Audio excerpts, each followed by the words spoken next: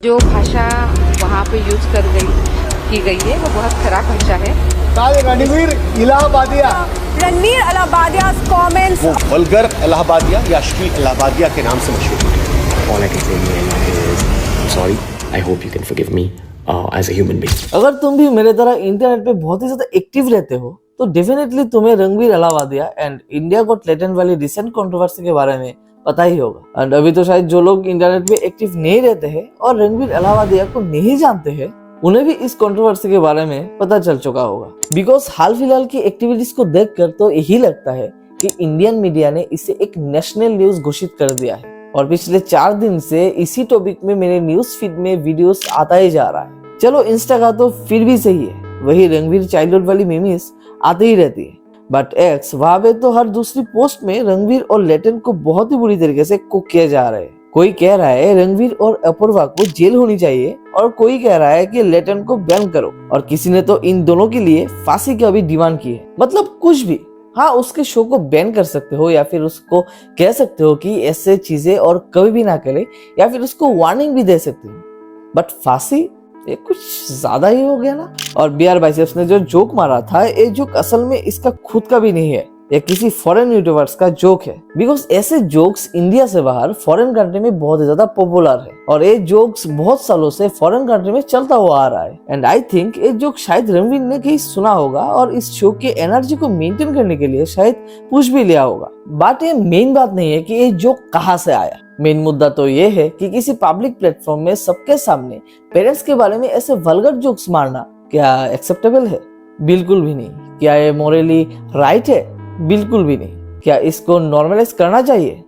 बिल्कुल भी नहीं। वहां पे जो हुआ और जो भी रणवीर इलाहाबादिया ने कहा वो बिल्कुल भी एक्सेप्ट नहीं किया जा सकता। वो सब टोटली अनएक्सेप्टेबल है। चाहे आप जितना भी प्रिंसिपल जान लो उसे आप डिफेंड नहीं कर पाओगे, और अगर कोई डिफेंड करता है तो वो रणवीर इलाहाबादिया का बहुत ही बड़ा फैन होगा या फिर ये जेन जी टर्म्स एंड फॉरेन कल्चर से काफी ज्यादा इन्फ्लुएंस हो चुका है, क्योंकि इंडिया से बाहर ये सब बातें बिल्कुल नॉर्मल होता है। वहाँ के कल्चर, वहाँ के थिंकिंग, वहाँ के रिचुअल्स इंडिया से बहुत ही ज्यादा डिफरेंट है। बट हमारे कल्चर में पेरेंट्स को बहुत ही ज्यादा रिस्पेक्ट दिया जाता है और हम अपने पेरेंट्स को भगवान की जैसे ही देखते हैं और उनको भगवान का एक और रूप मानते हैं। I mean, such a society having such a vulgar thought about them or making such and hence this statement, it's highly inappropriate. And I think इन सब चीजों को बिल्कुल भी नॉर्मलाइज नहीं करना चाहिए। अब यहाँ मैं बहुत ही ज्यादा ओल्ड साउंड करूंगा, बट मेरे हिसाब से एक सभ्य समाज को बनाए रखने के लिए सभ्य और शुद्ध विचारों वाले व्यक्ति का होना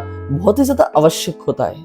आज मैं भी तुम्हें ये सब कुछ नॉर्मल लग रहा होगा कि एक जोक से क्या ही हो गया।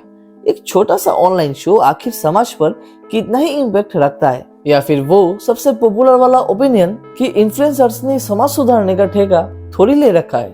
एंड आई नो ये इतना भी बड़ा इशू नहीं है एंड शायद इसका डायरेक्टली समाज पर इतना भी ज्यादा बुरा इम्पैक्ट नहीं पड़ेगा, बट इन्हीं छोटी छोटी चीजों से मिलकर लॉन्ग टर्म में एक बहुत ही बड़ा इम्पैक्ट पड़ सकता है। आज से कुछ सालों बाद जब ऐसी चीजें बिल्कुल नॉर्मलाइज हो जाएंगी शायद तब हमें इसके कुछ बड़े कॉन्सिक्वेंसेस देखने को मिले। सोचो कि एक 16 से 17 साल का लड़का जो रेगुलरली ऐसे कंटेंट कंज्यूम करता रहता है एंड डेफिनेटली ये सब कुछ इसके लाइफ में कहीं ना कहीं बहुत ही बुरा इम्पैक्ट हो सकता है। मतलब कि एक टीनेजर के लिए इस उम्र में अपने पेरेंट्स से ऐसे रिलेशनशिप के बारे में सोचना या इसका नॉर्मलाइज्ड होना कितना ज्यादा डेंजरस बात हो सकता है। उसका अपने पेरेंट्स को देखने का पर्सपेक्टिव ही चेंज हो जाएगा, उसको अपने मॉम को लेकर थिंकिंग भी चेंज हो जाएगा और शायद उसके बिहेवियर में भी कुछ बदलाव आ जाए।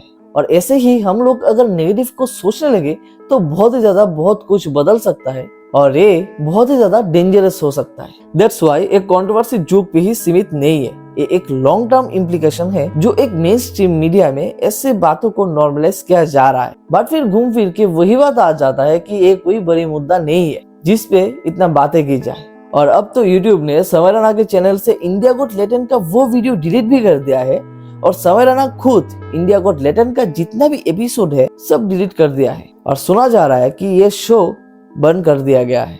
बट हाँ, वीडियो के आखिर में इतना ही कहना चाहता हूँ कि हमारे इंडिया में 4 करोड़ से भी ज्यादा केसेस पेंडिंग है और वो शायद किसी फाइल में धूल और मिट्टी से दबा हुआ है। तो हाँ, जैसे आप लोगों ने रणवीर इलाहाबादिया और समय रैना को इतने जल्दी सजा के पास लाके खड़ा कर दिया वैसे ही बाकी सारे केसेस को अगर आप इतनी जल्दी सॉल्व कर दोगे तो शायद किसी मासूम को फाइनली जस्टिस मिल पाएगी। और हाँ, हमारे शक्तिमान जी जो कि मुकेश खन्ना है, वो तो अपने फैसला भी सुना दिया है कि इन जैसे लोगों को मारना पीटना चाहिए और गधे पे बिठा के पूरे शहर में और गांव में घुमाना चाहिए। और उनका कहना है कि अगर वो रियल में शक्तिमान होता तो वो खुद अंतरिक्ष में उसको छोड़ के आता। वाह मुकेश जी वाह। बट अंतरिक्ष में जाते वक्त उदित जी को भी साथ में लेके चले जाना, काहे कि वो भी आजकल पपिया शपिया लेते हुए पकड़े जा रहे हैं। तो हाँ, आज के लिए वीडियो इतना ही। तो वीडियो अच्छा लगा तो लाइक करो, कमेंट करो और शेयर भी कर देना, और चैनल में नए हो तो सब्सक्राइब भी कर देना। तो फिर मिलते हैं एक और नए टॉपिक के साथ, तब तक के लिए पीस आउट।